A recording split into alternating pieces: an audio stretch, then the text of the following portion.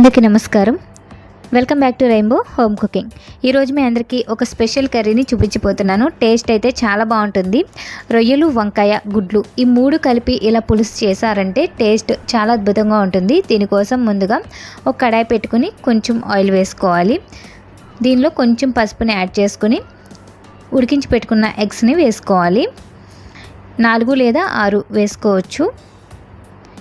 ఈ గుడ్లని ఫ్రై చేసేసుకోవాలి. ఈ విధంగా ఫ్రై చేసుకుని వీటిని పక్కకి తీసేసుకుని ఇంకొంచెం ఆయిల్ని యాడ్ చేసుకోవాలి. ఆయిల్ వేసుకున్న తర్వాత కట్ చేసి పెట్టుకున్న ఆనియన్ 2 కప్పుల వరకు వేసుకోవాలి. ఇంకా గ్రీన్ చిల్లీస్ 4 లేదా 5 వేసుకోవాలి.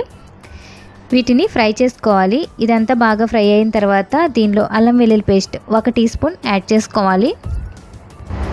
అల్లం వెల్లుల్లి పేస్ట్ని 1 నిమిషం ఈ విధంగా కలుపుకుంటూ ఫ్రై చేసుకోవాలి.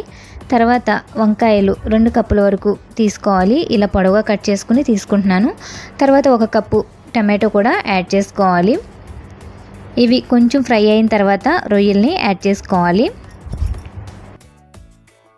ఈ విధంగా ఫ్రై అయిపోయాయి కదా, ఇప్పుడు రొయ్యలు యాడ్ చేసుకోవాలి. 1/2 కేజీ వరకు రొయ్యల్ని తీసుకుంటున్నాను. ఈ రొయ్యల్ని వేసేసుకుని ఫ్రై చేసుకోవాలి. టమాటో, వంకాయ, రొయ్యల్ని ఈ మూడింటిని కూడా బాగా ఫ్రై చేసుకోవాలి. ఈ విధంగా ఫ్రై చేసుకున్న తర్వాత పసుపు, కారం అన్నీ యాడ్ చేసుకోవాలి. 1/2 టీ స్పూన్ పసుపు, 1/2 టీ స్పూన్ జీలకర్ర పొడి, 1 టీ స్పూన్ ధనియాల పొడి, ఇంకా దీనిలో కారం 2 లేదా 3 టీ స్పూన్ల వరకు యాడ్ చేసుకోవాలి. కారం ఘాటును బట్టి మీరు వేసుకోండి. తర్వాత రుచికి సరిపడినంత ఉప్పుని వేసేసుకోవాలి. నిమ్మకాయ సైజ్ అంతా చింతపండుని ముందుగా నానబెట్టుకుని ఇలా వాటర్ తీసుకుని వేసుకుంటున్నాను. ఈ వాటర్ యాడ్ చేసుకున్న తర్వాత నార్మల్ వాటర్ కూడా ముక్కలు మునిగేంత వరకు వేసేసుకోవాలి. తర్వాత ఎగ్స్ను కూడా వేసేసుకుని ఈ పులుసుని బాయిల్ చేసుకోవాలి. ఈ విధంగా బాయిల్ అయిన తర్వాత దీనిలో కొత్తిమీర వేసుకుని స్టవ్ ఆఫ్ చేసేసుకోవాలి.